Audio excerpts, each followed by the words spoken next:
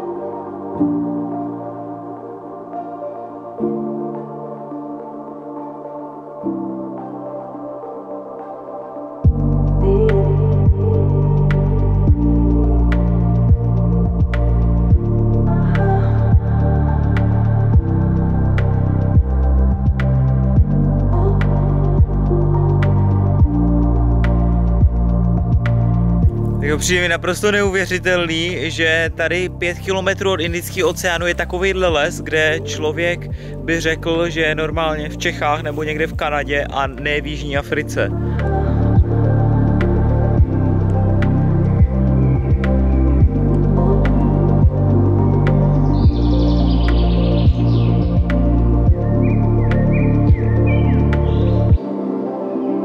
A teď se dostali na místo, který se jmenuje Nature's Valley a je to vlastně taková celá oblast, kde jednak je právě taková nekonečně dlouhá pláž a nikdo tady vůbec není a plus se tady člověk může dostat i do nějakých jakože víc už lesů nebo něčemu podobnému a teď jsme se právě vydali na jednu takovou nějakou stezku, která by měla pár kilometrů trvat, měl by to být takový okruh, tak uvidíme, kam vlastně dojdeme.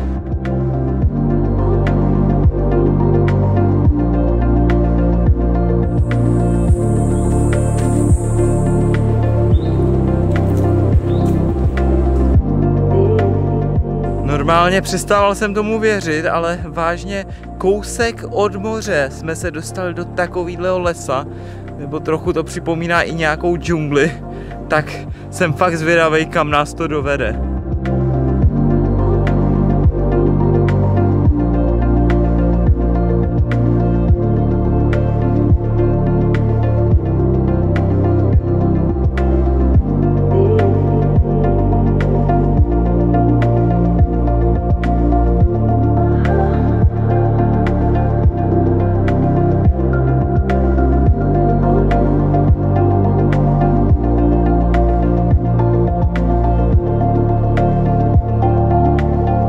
Úspěšně obešli půlku toho okruhu a teď druhá půlka vypadá tak trochu blbě, že jsme zabloudili a takhle nějak se musíme prodírat po těch skalách a nevím, jak to tady projdeme.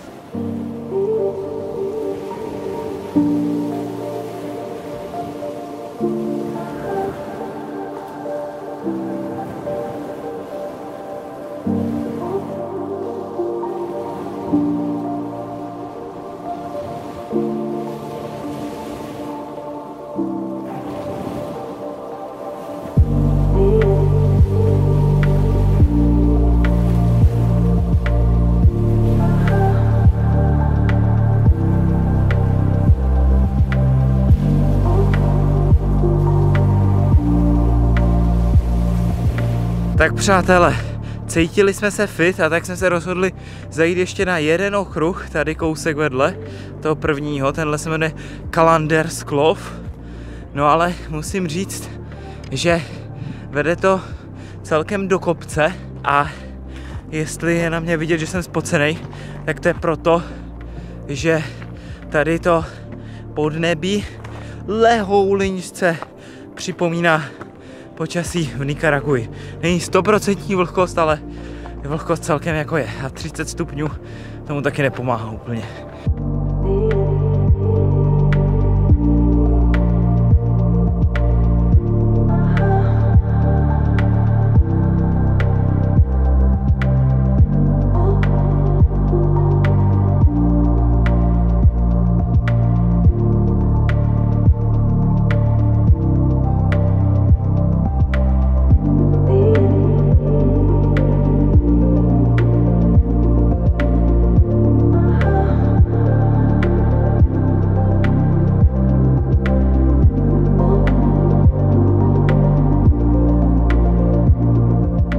Teď jsme se dostali už do regulérní džungle, protože fakt tady jsou takový obří stromy, potom nějaký liány, musíme se úplně brodit přes řeku pomalu a je to vážně jako, tohle jsem teda jako opravdu nečekal.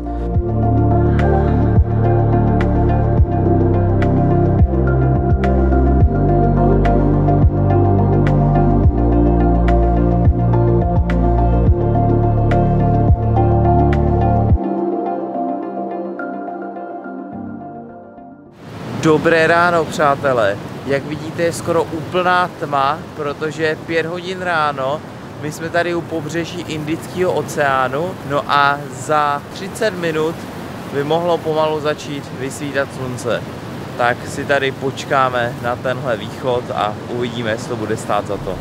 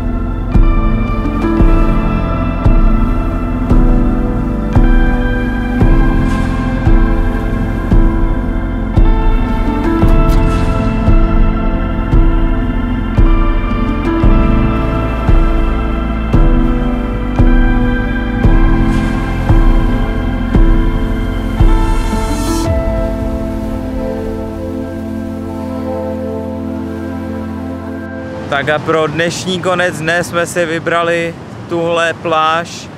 Tady za mnou můžete vidět pomalu, ale jistě zapadající slunce.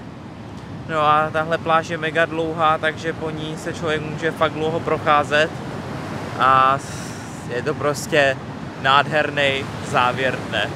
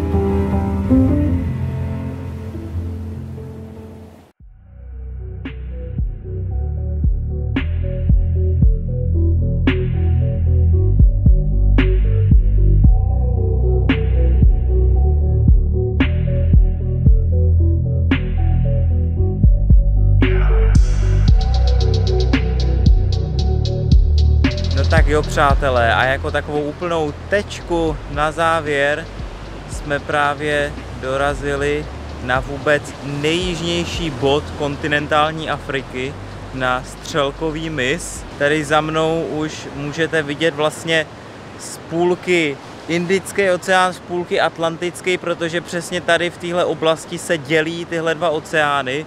No a potom tady tímhle směrem za několik tisíc kilometrů je akorát Antarktida. No a tady chvíli pobudem, no a potom už nám nezbyde nic jiného, než dojet zpátky do Cape Town, no a pak už nás bude čekat jenom dlouhá cesta domů. Takže doufám, že jste si tohle putování po Jižní Africe užili a zase někdy příště na viděnou. Napadlo vás někdy, jaký je nejoblíbenější auto v Jižní Africe? Já vám to teď řeknu. Je to Volkswagen Polo. Volkswagen Polo. Volkswagen Polo. Volkswagen Polo. Volkswagen Polo. Volkswagen Polo Vivo. Volkswagen Polo. Polo. Polo. Polo. Polo. Polo. Polo. Polo. Polo. Polo. Jeli bo koupit si nějaké Volkswagen Polo? Polo. Polo. Polo. Polo. Polo. Polo. Polo. Polo. Polo. Polo. Polo. Polo. Polo. Polo. Polo. Polo. Polo. Polo. Polo.